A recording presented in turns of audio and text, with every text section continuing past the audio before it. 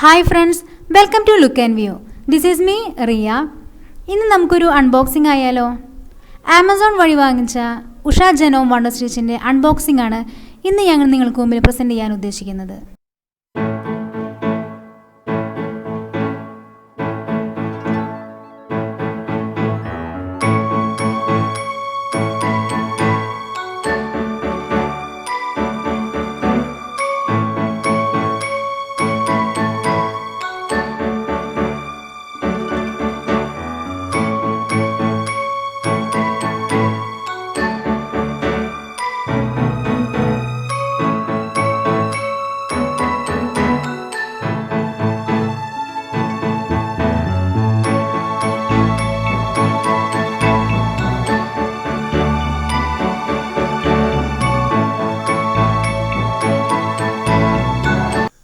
ബിഗിനേഴ്സിന് വേണ്ടിയിട്ട് ഞാൻ റെക്കമെൻഡ് ചെയ്യുന്ന ഒരു ഓപ്ഷനാണ് ഉഷ ജനോ വണ്ടർ സ്റ്റിച്ച്.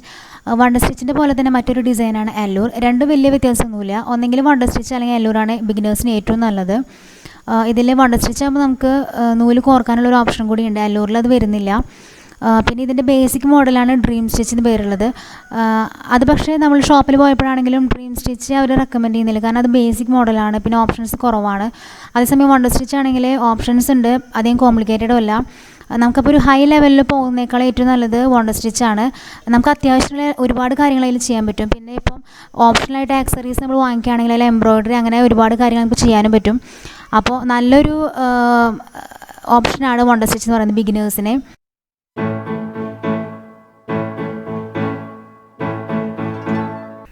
ഇനി നമുക്ക് ഓരോ പാർട്സ് നോക്കാം. ഇതാണ് ഹോൾഡർ. ഇത് നമുക്ക് ഹോൾഡ് ചെയ്യാൻ വേണ്ടിയിട്ടാണ്. ഈ മെഷീൻ അത്യാവശ്യം വെയിറ്റ് ഉണ്ട്, ഒരു 6 kg അടുത്തൊക്കെ വരും. പിന്നെ ഇതാണ് പ്ലാസ്റ്റിക് കവർ. ഇത് മെഷീൻ്റെ അതേ ഷേപ്പിലാണ്. ഇതിപ്പോൾ നമ്മൾ ഷെൽഫിലൊക്കെ വെക്കുമ്പോൾ ഈ കവറിട്ട് വെക്കുകയാണെങ്കിൽ ഡസ്റ്റ് ഒന്നും പിടിക്കില്ല. ഇനി നമുക്ക് ഓരോ ബുക്സ് നോക്കാം. ഇത് ഇൻസ്ട്രക്ഷൻ ബുക്കാണ്. ഇതിലെങ്ങനെയാണ് നമ്മൾ ഇത് ഉപയോഗിക്കേണ്ടതെന്നൊക്കെ വിശദമായിട്ട് എഴുതിയിട്ടുണ്ട്. പിക്ചേഴ്സും ഉണ്ട്.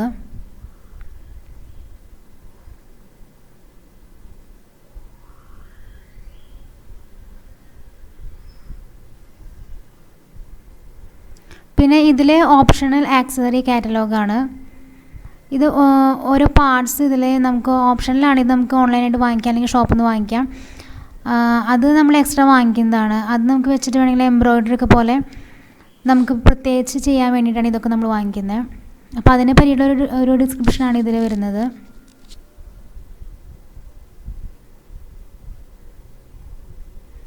പിന്നെ ഇത് പെഡലാണ്, നമ്മൾ കാലുകൊണ്ട് പ്രസ് ചെയ്യാണ് വേണ്ടത്. പിന്നെ ഇത് പ്ലഗിൽ നമ്മൾ കുത്താനുള്ള പാർട്ടാണ്. പിന്നെ ഇത് നമ്മൾ മെഷീനിൽ വെച്ച് കൊടുക്കാനുള്ള പാർട്ടാണ്. അടുത്തതായി നമുക്ക് ആക്സറി സ്റ്റോറേജ് ബോക്സിൽ എന്തൊക്കെയാണ് ഉൾപ്പെടുത്തിയിരിക്കുന്നത് നോക്കാം. ഞാനിത് 2 റോ ആയിട്ടാണ് വെച്ചിരിക്കുന്നത്. ആദ്യത്തെ റോയിൽ ഫസ്റ്റ് കാണുന്നതാണ് ബട്ടൺ ഹോൾ വെക്കാനുള്ളൊരു പ്രഷർ ഫൂട്ടാണ്. അതിൻ്റെ പേരാണ് സ്ലൈഡിങ് ബട്ടൺ ഹോൾ ഫൂട്ട് എന്ന്. രണ്ടാമത് കാണുന്നത് ചെറിയൊരു ഭാഗമാണ് സിപ്പർ ഫൂട്ട്, അതായത് നമുക്ക് സിബൊക്കെ വെക്കാൻ വേണ്ടിയിട്ട് ഹെൽപ്പ് ചെയ്യുന്നതാണ്. പിന്നെ മൂന്നാമത്തെയും നാലാമത്തെയും ഹെമ്മിങ്ങിന് വേണ്ടിയിട്ടുള്ള പ്രഷർ ഫൂട്ടുകളാണ്. അതിൽ മൂന്നാമത്തേൻ്റെ പേരാണ് ബ്ലൈൻഡ് ഹെം ഫൂട്ട്, നാലാമത്തേൻ്റെ പേരാണ് റൗണ്ട് ഹെമ്മർ ഫൂട്ട്. പിന്നെ താഴത്തെ റോയിൽ നമുക്ക് കാണാം ബോബിൻസ് ഉണ്ട്, 3 ഉണ്ട് ഇതിൽ. പിന്നെ നമുക്ക് കാണാം ഒരു സ്ക്രൂ ഡ്രൈവർ, അത് വളരെ ചെറുതാണ്, നമുക്ക് മെഷീൻ ഓപ്പൺ ചെയ്യാനൊക്കെ വേണ്ടി യൂസ് ചെയ്യാം. പിന്നെ ഇത് സെറ്റ് ഓഫ് നീഡിൽസ് ആണ്. അതിനുശേഷം കാണുന്നതാണ് സീം റിപ്പർ എന്ന് ആണ് അതിൻ്റെ പേര്. അതെന്തിനാണെന്ന് വെച്ചാൽ നമ്മളിപ്പം ബട്ടൺ ഹോളൊക്കെ വെച്ചതിന് ശേഷം അത് നമുക്ക് കട്ട് ചെയ്യാൻ വേണ്ടിയിട്ടാണ് ഈ സീം റിപ്പർ ഉപയോഗിക്കുന്നത്. അപ്പോൾ അത്രയാണ് ആക്സറി സ്റ്റോറേജ് ബോക്സിലുള്ളത്. നമുക്കിതിൽ മെഷീനിൻ്റെ സോക്കറ്റ് കാണാൻ പറ്റും. അവിടെയാണ് നമ്മൾ ഈ പ്ലഗ് കുത്തേണ്ടത്. അതിന് തൊട്ടടുത്ത് നമുക്ക് ബ്ലാക്ക് കളറിൽ കാണുന്നതാണ് ഇതിൻ്റെ പവർ സ്വിച്ച്.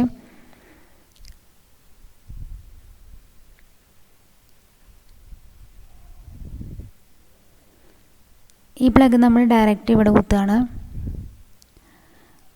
സ്വിച്ച് ഓൺ ചെയ്ത്. ഇനി നമ്മൾ മെഷീനിൽ ആ ബ്ലാക്ക് കളറിൽ സ്വിച്ച് ഓൺ ചെയ്താൽ മാത്രമേ ഇത് പ്രവർത്തിക്കുള്ളൂ.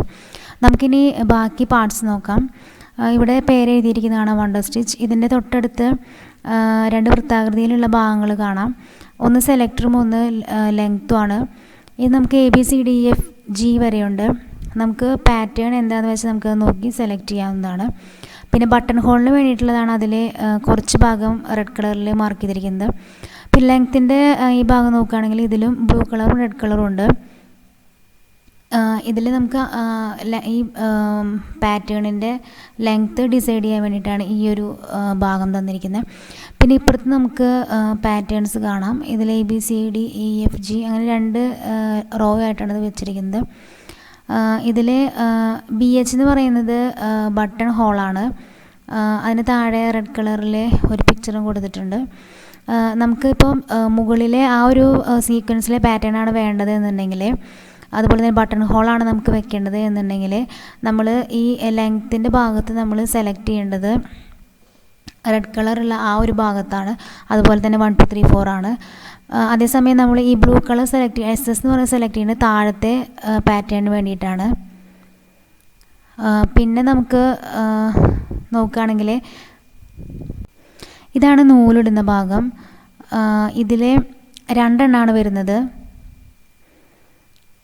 ഇതിന് തൊട്ട് അടുത്ത് കാണുന്നതാണ് ബോബിൻ ഇടുന്നത് ഭാഗം. ഇതൊരു സ്റ്റീൽ കളറിലാണ്. ഇതിൻ്റെ തൊട്ടടുത്ത് കാണുന്ന ഒരു ബട്ടൺ പോലെ കാണുന്നതാണ് സ്റ്റോപ്പർ. അത് ബോബിൻ വൈൻഡ് ചെയ്ത് ഫുള്ളാവുമ്പോൾ ആ സ്റ്റോപ്പറിൽ ടച്ച് ചെയ്തിട്ട് അത് സ്റ്റോപ്പാവും. അതിന് വേണ്ടിയിട്ടുള്ളതാണ് ആ സ്റ്റോപ്പർ. പിന്നെ നമുക്ക് ബോബിൻ ഇടുന്ന പാർട്ട് അങ്ങോട്ടും ഇങ്ങോട്ടും നമുക്ക് നീക്കാൻ പറ്റും, റൈറ്റിലോട്ടും ലെഫ്റ്റിലോട്ടും. ബോബിൻ വൈൻഡ് ചെയ്യുന്ന സമയത്ത് നമ്മളിത് റൈറ്റിലോട്ട് ആക്കിയതിന് ശേഷമാണ് നമ്മളത് വൈൻഡ് ചെയ്യുന്നത്. അത് കഴിഞ്ഞിട്ട് സ്റ്റോപ്പായി കഴിഞ്ഞ് നമ്മളത് ഇടത്തോട്ട് നീക്കി വെക്കണം. പിന്നെ നമുക്ക് ഇവിടെ കാണുന്ന ഒരു സ്ക്രൂ പോലെ കാണുന്ന വൃത്താകൃതിയിൽ കാണുന്ന ഭാഗം ശരിക്കൊരു ത്രെഡ് ഗൈഡാണ്. അത് നമുക്ക് ബോബിൻ വൈൻഡ് ചെയ്യുന്ന സമയത്ത് അതിലൂടെ നമുക്ക് ത്രെഡ് എടുക്കാനുള്ളതാണ്. അതിന് വേണ്ടിയിട്ടാണ് ഈ സ്ക്രൂ പോലെയുള്ള ഈ ഒരു പാർട്ട്. പിന്നെ ഈ കാണുന്ന ഭാഗത്തിന് പറയുന്ന പേരാണ് ഹാൻഡ് വീൽ. അത് നമുക്ക് ഇടത്തോട്ടും വലത്തോട്ടും, അതായത് ആൻറ്റി ക്ലോക്ക് വൈസും ക്ലോക്ക് വൈസും നമുക്ക് തിരിക്കാൻ പറ്റും. ഇത് നമ്മൾ പതുക്കെ പുള്ളി ചെയ്തതിന് ശേഷം വേണം തിരിക്കാൻ. നമ്മൾ ആൻറ്റി ക്ലോക്ക് വൈസ് നമ്മൾ ചെയ്യുമ്പോൾ സൂചി താഴോട്ടും, ക്ലോക്ക് വൈസിലാക്കുമ്പോൾ മുകളിലോട്ടും പോകുന്നു.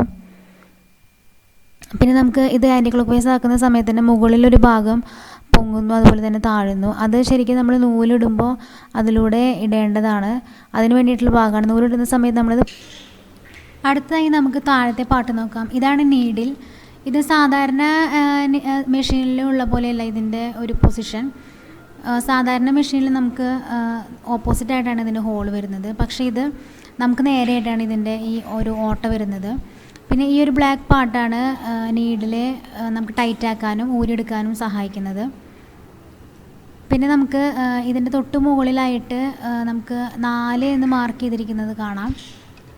ഈ 4 എന്ന് മാർക്ക് ചെയ്തതിലൂടെയാണ് നമുക്ക് നൂല് വരുന്നത്. നൂല് അതിലൂടെ എടുത്തതിന് ശേഷമാണ് നമ്മൾ നൂല് ഈ ഹോളിലോട്ട് ഇടുന്നത്.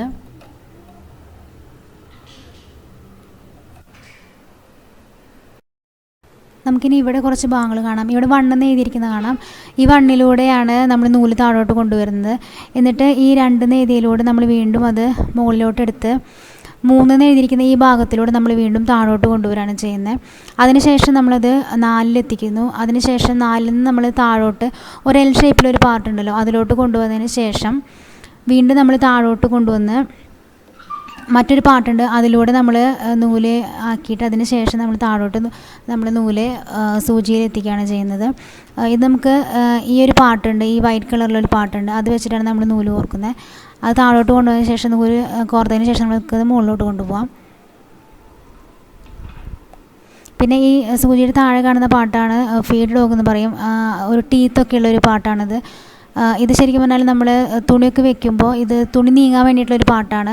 ഇതിൻ്റെ മൂവ്മെൻറ്റ് അനുസരിച്ചിട്ടാണ് തുണി നീങ്ങുന്നത്. ഇത് എംബ്രോയ്ഡറിക്ക് നമുക്ക് തയ്ക്കേണ്ട സമയത്ത് നമുക്കിത് താഴോട്ട് മാറ്റി വയ്ക്കാം. അതിനുള്ളൊരു സജ്ജീകരണം ഇതിനകത്തുണ്ട്. പിന്നെ ഈ പാട്ടെന്ന് പറഞ്ഞാൽ നമുക്ക് ഇടയ്ക്കിടയ്ക്ക് മാറ്റി വയ്ക്കാവുന്ന ഒരു പാട്ടാണ്. ഇത് നമ്മൾ തന്നെ അറ്റാച്ച് ചെയ്യണം. ഇത് നമ്മൾ കറക്റ്റ് പ്ലേസിൽ വെച്ചതിന് ശേഷം ഈ ലിവർ താഴോട്ട് പ്രസ് ചെയ്യുമ്പോൾ അത് ശരിക്കും അറ്റാച്ച് ചെയ്യും. ഇത് ശരിക്കും ഒരു മാഗ്നറ്റിക് ആയിട്ടുള്ളൊരു പാട്ടാണ്, അതുകൊണ്ട് ഇത് കറക്റ്റായിട്ട് അറ്റാച്ച് ആവുന്നുണ്ട്. ഇത് വളരെ സിമ്പിളാണ്, കറക്റ്റ് പ്ലേസിൽ വെക്കണമെന്നേ ഉള്ളൂ. ഇത് ചെറുതായിട്ട് മൂവ് ചെയ്യുന്നുണ്ട്, അത് നോർമലാണ്, കുഴപ്പമില്ല. പിന്നെ നമുക്കിത് റിമൂവ് ചെയ്യാൻ വേണ്ടിയിട്ടുള്ള ഭാഗമാണ് അതിൻ്റെ ബാക്കിൽ കാണുന്നത്. അത് പ്രസ് ചെയ്യുമ്പോൾ ഇത് ഡിറ്റാച്ച്ഡ് ആവുന്നു. നമുക്കത് ഊരി മാറ്റാം. നമുക്ക് വേറെ ഇടണമെങ്കിൽ വേറെ ഇടാം.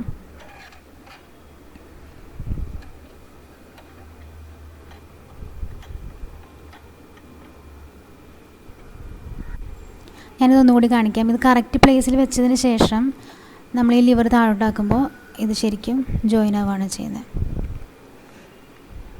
മുകളിലോട്ടാക്കുമ്പോൾ അത് പൊങ്ങുന്നു, താഴോട്ടാക്കുമ്പോൾ താഴ്ന്നു വരുന്നുണ്ട്. പിന്നെ നമുക്ക് ഈ വണ്ടർ സ്റ്റിച്ചിന് എഴുതിയതിൻ്റെ റൈറ്റ് സൈഡിൽ കാണാം ഒരു നമ്പേഴ്സ് എഴുതിയിരിക്കുന്ന ഒരു പാട്ട് കാണാം. ഇത് 1 2 3 4 അങ്ങനെ തുടങ്ങിയിട്ടുണ്ട്. ഇത് ശരിക്കും ടെൻഷനാണ്. നമുക്ക് നോർമലി നമുക്ക് തയ്ക്കുമ്പോൾ ഒരു 3 അല്ലെങ്കിൽ ഒരു 4 അതിൻ്റെ ഇടയിൽ നമുക്ക് മതി.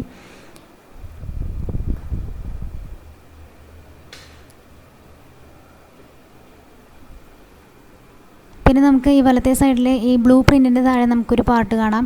ഇത് ശരിക്കും റിവേഴ്സിന് വേണ്ടിയിട്ടുള്ളൊരു ഭാഗമാണ്. നമുക്ക് തുണി റിവേഴ്സ് ഓർഡറിൽ നമുക്ക് തയ്ക്കണമെന്നുണ്ടെങ്കിൽ ഇത് പ്രസ് ചെയ്തതിന് ശേഷം നമുക്ക് പെഡൽ അമർത്തിയാൽ മതി. അത്രയേ ഉള്ളൂ.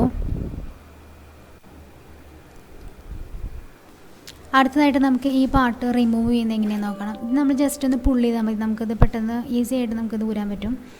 പിന്നെ ഇവിടെ 2 വടി പോലെ ഭാഗം കാണുന്നുണ്ട്. ഇത് നമ്മൾ ആ മെഷീനിലെ അവിടെ ഒരു സ്പേസ് കാണുന്നില്ല, അതിലൂടെ വെച്ചതിന് ശേഷം നമ്മളിങ്ങനെ ജസ്റ്റ് ഒന്ന് പുഷ് ചെയ്താൽ അത് നമുക്ക് ഈസി ആയിട്ട് തിരിച്ച് വെക്കാൻ പറ്റും.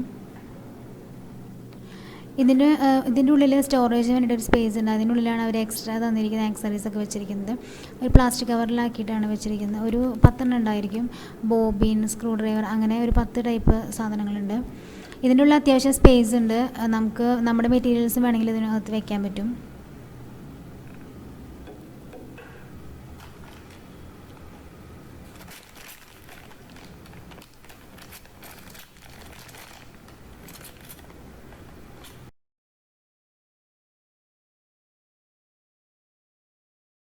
ഇനി നമുക്ക് ഇതിൻ്റെ ഉൾഭാഗം നോക്കാം. ഇത് പതുക്കെ നമുക്കൊന്ന് വലിച്ചാൽ ഇത് ഊരാൻ കിട്ടും. ഇതിനകത്താണ് ബോബിനും കേസൊക്കെ വരുന്നത്. ബോബിൻ കേസ് നമുക്ക് വളരെ ഈസി ആയിട്ട് ഊരാൻ പറ്റും. അതിനകത്ത് ഒരു ബോബിനുണ്ട്. ടോട്ടൽ അവർ 4 ബോബിൻ തരുന്നുണ്ട്.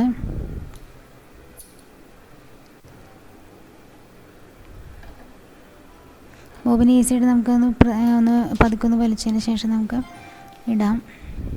ഇനി ഈ ഫീഡ് ഡോഗ് ഞാൻ നേരത്തെ പറഞ്ഞല്ലോ, ഫീഡ് ഡോഗ് നമുക്ക് താഴ്ത്തി വയ്ക്കാൻ ചില സമയങ്ങളിൽ. അപ്പോൾ അതിനുള്ള ഭാഗമാണ് ഞാൻ കാണിക്കാൻ പോകുന്നത്. ഇപ്പോൾ ഫീഡ് ഡോഗ് പൊങ്ങിയിട്ടാണ് ഇരിക്കുന്നത്.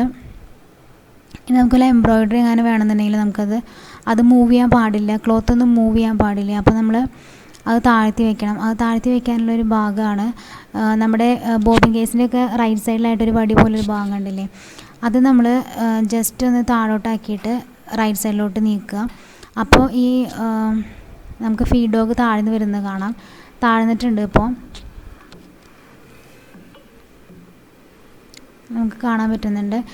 ഇനി നമുക്കിത് തിരിച്ച് മുകളിലോട്ട് കൊണ്ടുവരണമെന്നുണ്ടെങ്കിൽ നമ്മൾ എന്താ ചെയ്യേണ്ടതെന്ന് വെച്ചാൽ ആ ഒരു ഭാഗം തന്നെ നമ്മൾ തിരിച്ച് അതേ പൊസിഷനിലോട്ട് നമ്മൾ താഴോട്ടാക്കിയിട്ട് ഒന്ന് ജസ്റ്റ് മുകളിലേക്ക് ആക്കുക. അതിനുശേഷം ഒരു ഭാഗം നമ്മളോട് പ്രസ് ചെയ്യാനുണ്ട്. നമ്മൾ വിരലുകൊണ്ട് അത് ഉള്ളിൽ നിന്ന് പ്രസ് ചെയ്യാം. അപ്പം ഇപ്പോൾ ഫീഡ് ഡോഗ് പൊങ്ങിയിരിക്കുന്നത് കാണാം. ഞങ്ങൾക്ക് ഈ മെഷീൻ കിട്ടുമ്പോൾ ഫീഡ് ഡോഗ് താഴെയായിരുന്നു. അപ്പോൾ നമ്മുടെ ഡ്രസ്സൊന്നും മൂവ് ചെയ്യണ്ടായിരുന്നില്ല. പിന്നെ ഞങ്ങളിത് കറക്റ്റ് കണ്ടുപിടിച്ചു. അങ്ങനെ അത് പിന്നെ ശരിയാക്കി. നമുക്കത് ക്ലോസ് ചെയ്യാം.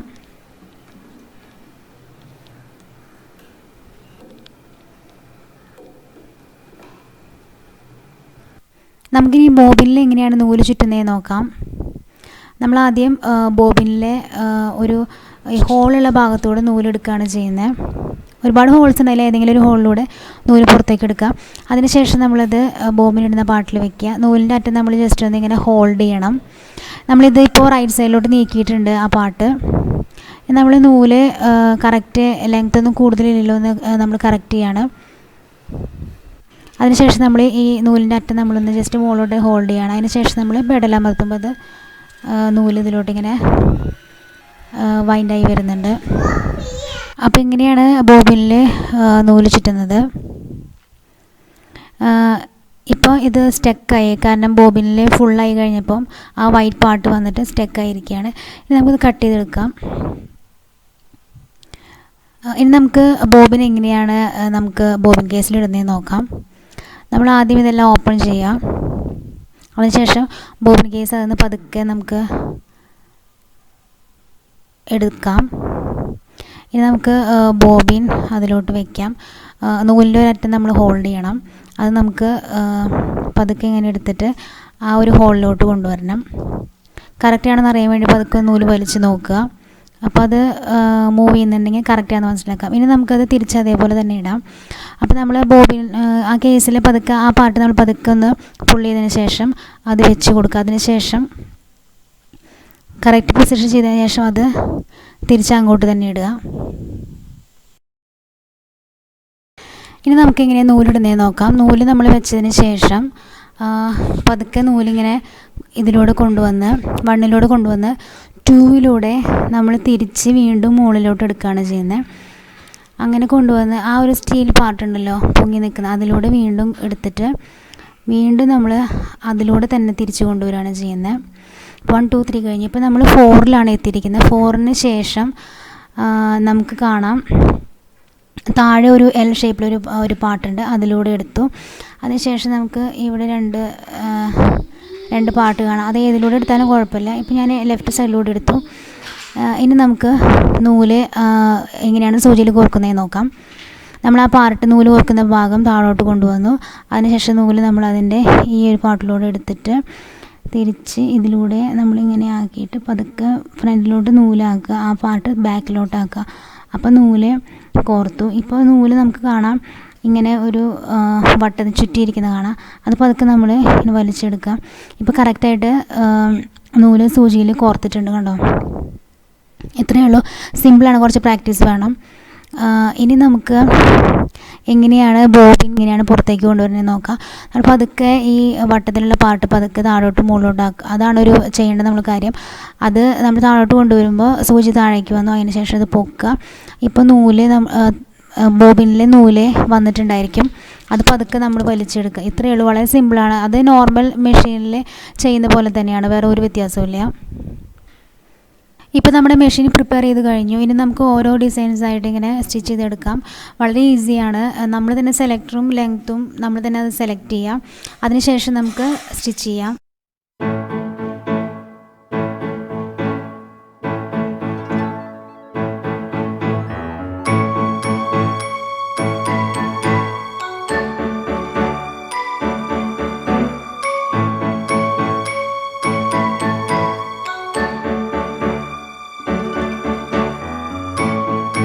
അപ്പോൾ അത്രയാണ് നമ്മുടെ അൺബോക്സിങ്. നിങ്ങൾക്ക് ഈ വീഡിയോ ഇഷ്ടപ്പെട്ടു എന്ന് ഞാൻ കരുതുന്നു. നിങ്ങൾക്ക് ഇഷ്ടമാവുകയാണെങ്കിൽ ലൈക്ക് ചെയ്യണം, ഷെയർ ചെയ്യാൻ മറക്കരുത്, സബ്സ്ക്രൈബ് ചെയ്യാൻ മറക്കരുത്. Thanks for watching.